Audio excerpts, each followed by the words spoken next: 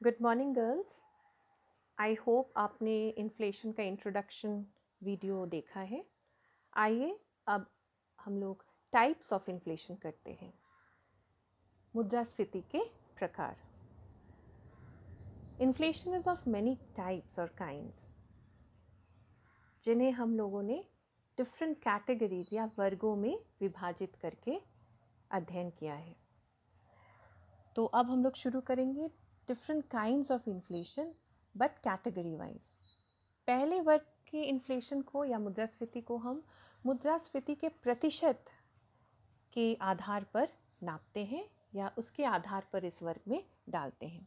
So the first category of inflation is the inflation depending upon its percentage of rate of price increase.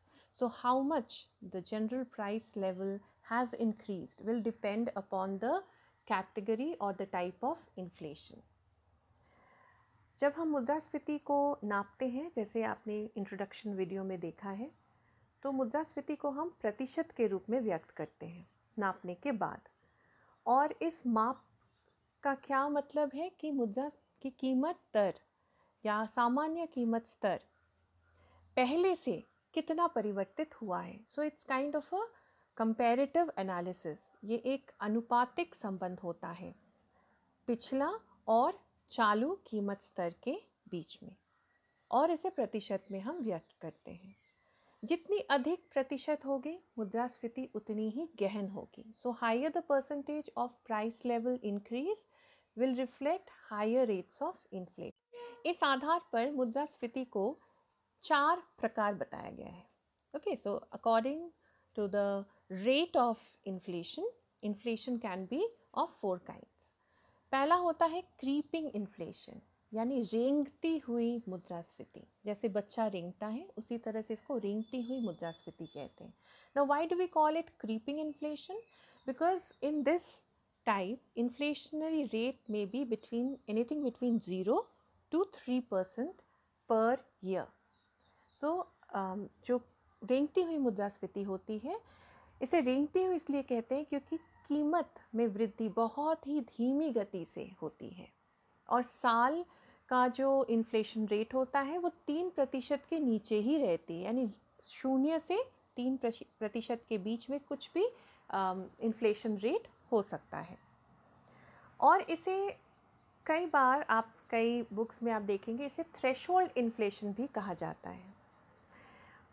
इस तरह की जो मुद्रास्फीति होती है वो अर्थव्यवस्था के लिए अच्छी होती है और कहा जाता है सरल शब्दों में कि ये अर्थव्यवस्था के स्वास्थ्य के लिए अच्छी होती है। So it is good for the health of the economy.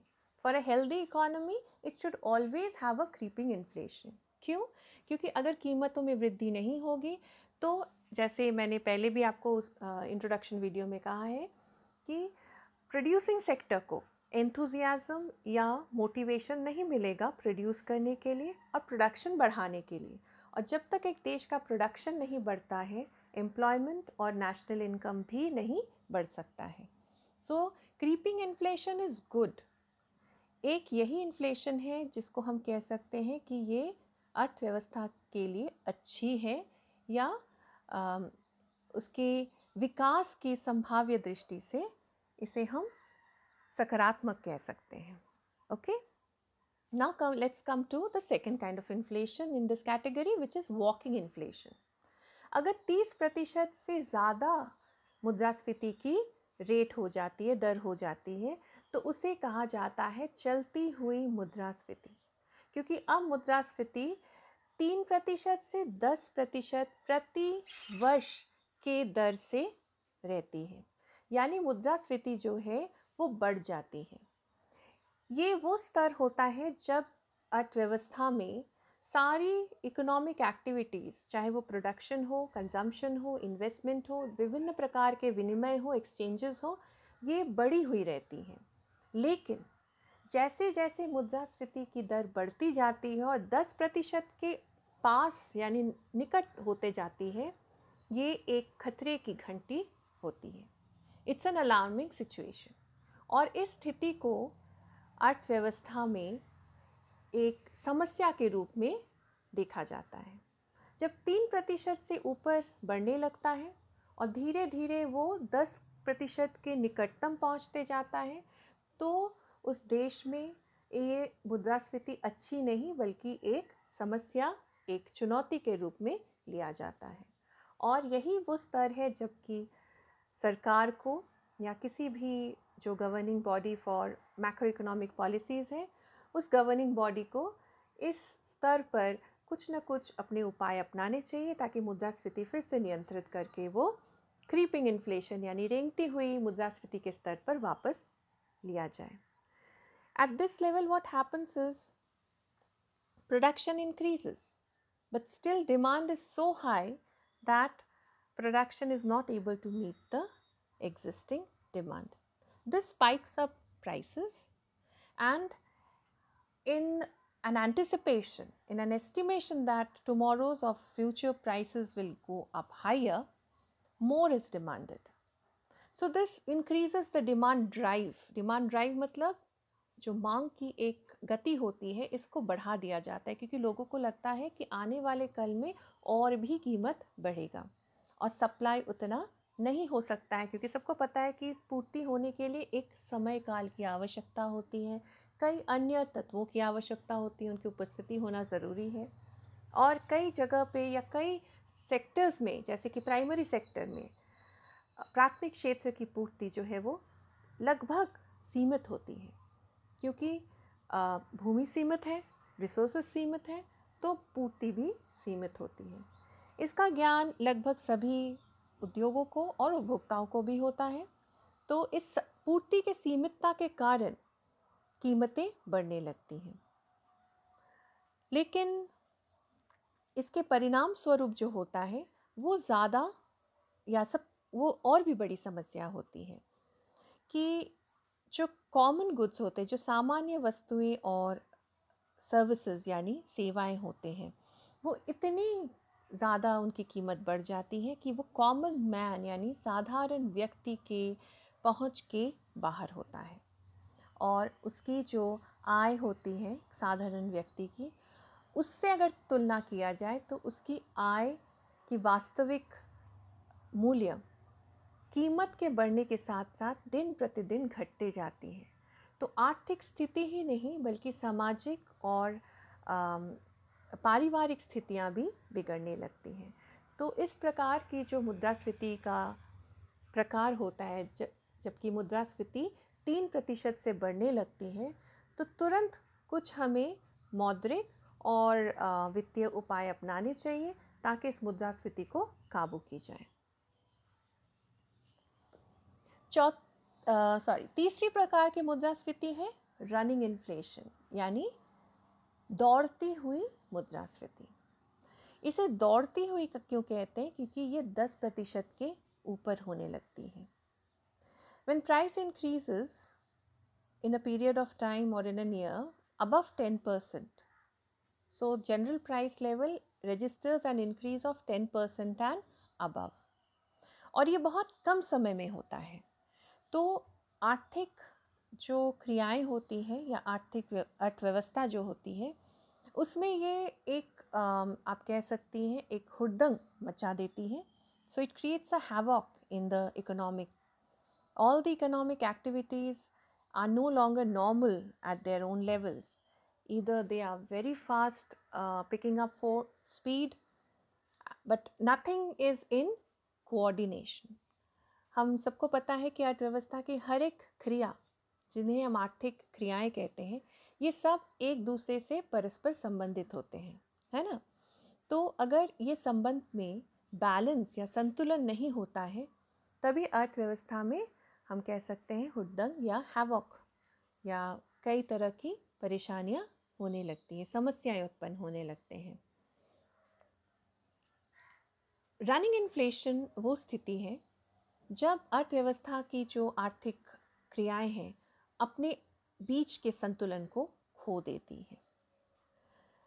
साथ साथ सिर्फ आंतरिक क्रियाएं नहीं बल्कि अंतर्राष्ट्रीय स्तर पर भी फॉरेन इन्वेस्टमेंट्स को भी बहुत बड़ा धक्का पहुंचता है, क्योंकि जो करेंसी होती है उस देश की वो अपना मूल्य काफ़ी खो चुका होता है, उसके मूल्य में काफ़ी कमी या गिरावट आ चुकी होती है। इस वजह से फॉरेन इन्वेस्टर्स भी उस कंट्री के करेंसी को या उस कंट्री के इकोनॉमी को बहुत अच्छा मार्केट नहीं समझते हैं और इन्वेस्टमेंट के लिए तैयार नहीं होते हैं। ये सारी वजहों के लिए इन्वेस्टमेंट, प्रोडक्शन, इनकम, एम्प्लॉयमेंट, ये चारों चीज़ें जो है बहुत ज़्यादा अफेक्टेड होती हैं और परिणाम स्वरूप अर्थव्यवस्था असंतुलन की ओर चलने लगती है। So economy becomes highly unstable and most of the production और firms they lose their credibility. कई बार जो लोन लेते हैं वो लोन चुका नहीं पाते हैं, ऋणग्रस्तता बढ़ती जाती है, ना केवल अर्थव्यवस्था की पूरी बल्कि छोटे छोटे माइक्रो फर्म्स की भी। और लोग इस तरह की जो रनिंग इन्फ्लेशन की स्थिति होती है, इसमें अपनी जो क्रेडिबिलिटी होती है, यानी अपनी जो ऑथेंटिसिटी या क्रेडिबिलिटी मतलब ऋण कि हम ऋण चुका पाएंगे, हमने ऋण लिया है, हम उस ऋण को चुका पाएंगे, इस बात का भरोसा, तो लोगों का भरोसा खोने लगते हैं। इन्वेस्टर्स पैसा देने के लिए इनकार करते हैं, बैंक्स लोन देने के लिए इनकार करते हैं। एक बहुत ही असंतुलित स्थिति तैयार हो जाती है पूरे ही अर्थव्यवस्था में और एक नकारात्मक भावना पनपती है, न केवल प्रोडक्शन सेक्टर में बल्कि कंजम्पशन सेक्टर में भी। ओके, इससे भी अगर ज़्यादा इन्फ्लेशन रेट बढ़ जाती है, अर्थात कीमत में वृद्धि और तेज़ी से होने लगती है और सामान्य कीमत स्तर में वृद्धि 20% या उससे ऊंचा होने लगता है, कई बार ये 50% या 100% की मात्रा से बढ़ने लगती है, तो ऐसी अवस्था को कहा जाता है सरपट दौड़ती मुद्रास्फीति। फिर से कहती हूँ, सरपट दौड़ती मुद्रास्फीति, galloping inflation. This is also known as a situation of hyper inflation. Hyperinflation is a situation when an economy almost crashes down. तो ये वह असंतुलन की स्थिति होती है जब एक अर्थव्यवस्था बिल्कुल ही आप कह सकते हैं गिरने लगती है या काफ़ी तरह से उसकी बर्बादी होने लगती है। ये स्थिति अमेरिका ने सिविल वॉर के दौरान विटनेस किया था और जर्मनी ने 1920s में देखा था, और इसका झटका सहना एक अर्थव्यवस्था के लिए बहुत ही बड़ा चैलेंज होता है। और उससे भी बड़ी समस्या ये है कि वो उससे कैसे उभरे। इससे उभरने के लिए अर्थव्यवस्था को काफ़ी मेहनत और काफ़ी समय लग जाता है। द्वितीय प्रकार की मुद्रास्फीतियाँ वो होती है जो इस बात पर आधारित है कि मुद्रास्फीति कितने हद तक, कितनी क्षेत्र तक फैल चुका है। So what is the extent of the spread और impact of inflation. If inflation has taken up or has affected all commodities, all sectors of the economy, then we call it a comprehensive inflation. यदि मुद्रास्फीति अर्थव्यवस्था के सभी क्षेत्रों को प्रभावित कर चुकी है, सभी क्षेत्रों में मुद्रास्फीति होने का मतलब है कि सभी उत्पाद यानी वस्तुएं और सेवाओं की कीमत बढ़ने लगती है। तो अगर सभी उत्पादों में मुद्रास्फीति हो चुकी है तो इसे कहा जाता है व्यापक मुद्रास्फीति, यानी पूरे अर्थव्यवस्था को व्यापक रूप से मुद्रास्फीति ने ग्रस्त कर लिया है। ओके, लेकिन अगर मुद्रास्फीति किसी एक क्षेत्र में है, एक उद्योग या किसी एक उत्पादन क्षेत्र में है, हो सकता है कि प्राथमिक क्षेत्र में है या द्वितीय क्षेत्र में है या तृतीय क्षेत्र में है, किसी एक क्षेत्र में है, या हो सकता है कि बस एक उद्योग में है, जैसे कि पेट्रोल प्राइसेस सिर्फ बढ़ रही हैं, तो ये सिर्फ एक क्षेत्र तक ही सीमित होती है, कुछ समय तक सिर्फ। तो इसको हम कह सकते हैं क्षेत्रीय मुद्रास्फीति। So when inflation arises suddenly, sporadically in one of the sectors, in any of the sectors of the economy, it can be a primary sector, secondary or tertiary sector, it may be in one of the industries like a petrol industry or a cement or iron and steel industry. Only one of the industry or a few industries are facing this kind of an inflation. Then we call it a sporadic or sectoral inflation. But this kind of an inflation is only short lived. एक अर्थव्यवस्था में जितने भी उद्योग हैं, जितने भी उत्पादन के क्षेत्र हैं, कहीं ना कहीं आपस में जुड़े हुए होते हैं, एक दूसरे पर उनका परस्पर संबंध या निर्भरता होती है. All sectors of the economy are mutually interdependent. That means they depend on each other some way or the other. किसी का आगत किसी का निर्गत होता है.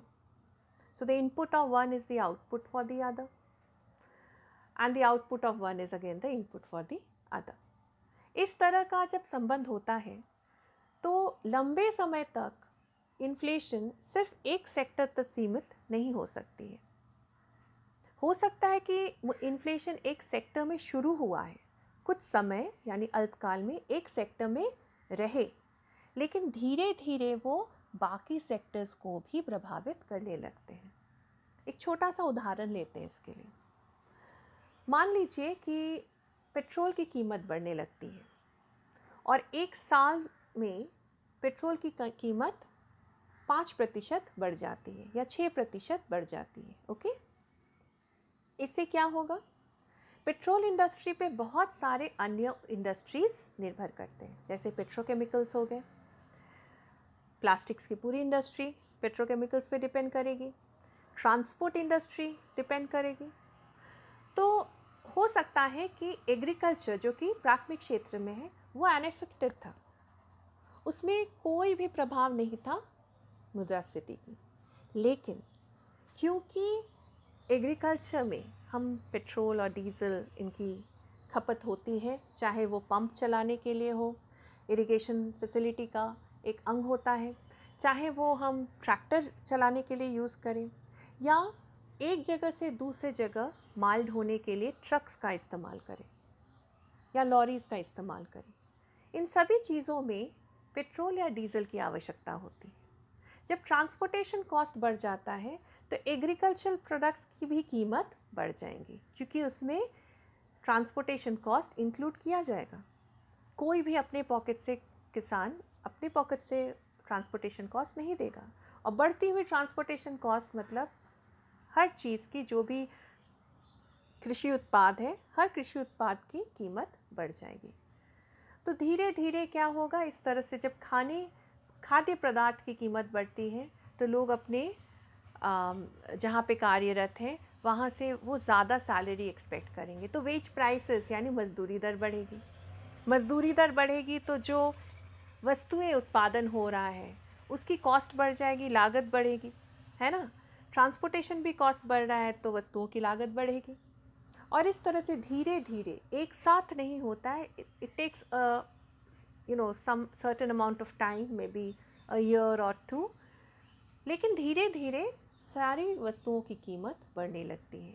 और यदि इस तरह की क्षेत्रीय मुद्रास्फीति को नहीं रोका गया, कोई उपाय नहीं की गई, तो क्षेत्रीय मुद्रास्फीति धीरे धीरे ग्रेजुअली व्यापक मुद्रास्फीति में परिवर्तित हो जाती है. So sectoral inflation ultimately leads to comprehensive inflation.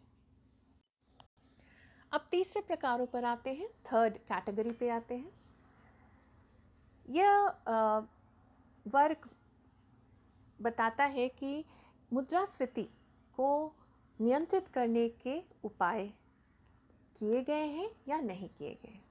तो मुद्रास्फीति नियंत्रित है या अनियंत्रित है, इसके ऊपर मुद्रास्फीति के प्रकार होंगे. यदि मुद्रास्फीति को नियंत्रित नहीं रखा गया, यानी सरकार की ओर से किसी भी तरह का प्रयास नहीं किया गया, so if the government does not take any steps in controlling और कर्बिंग द इन्फ्लेशन, और सीधी तरह से बाजार यंत्र पर छोड़ दिया गया, and if it is left for the market forces to decide, तो इस तरह की मुद्रास्फीति को खुली मुद्रास्फीति कहा जाता है, open inflation. Open inflation is a state or a condition when inflationary prices are decided by the working of the market forces. Demand and supply decides the price. and demand and supply itself will bring a stability in the inflationary rate. That is what it is believed. खुली मुद्रास्फीति तब ठीक है जब मुद्रास्फीति रेंगती हुई होती है, अगर नहीं तो गवर्नमेंट इंटरफेरेंस मस्ट हो जाती है। यदि सरकार ने कोई भी उपाय अपनाया है मुद्रास्फीति के रोकथाम या नियंत्रण के लिए, सो ईदर फॉर कंट्रोल और for curbing the situation, then that kind of inflation is known as suppressed or repressed inflation. तो उस तरह की मुद्रास्फीति को कहा जाता है दबी हुई मुद्रास्फीति या नियंत्रित मुद्रास्फीति। नेक्स्ट कैटेगरी पर हम लोग आते हैं जिसमें मुद्रास्फीति इस बात पर निर्धारित होती है कि रोजगार का स्तर क्या है अर्थव्यवस्था में। सो what is the status of employment rate in that economy is the determining factor of inflation.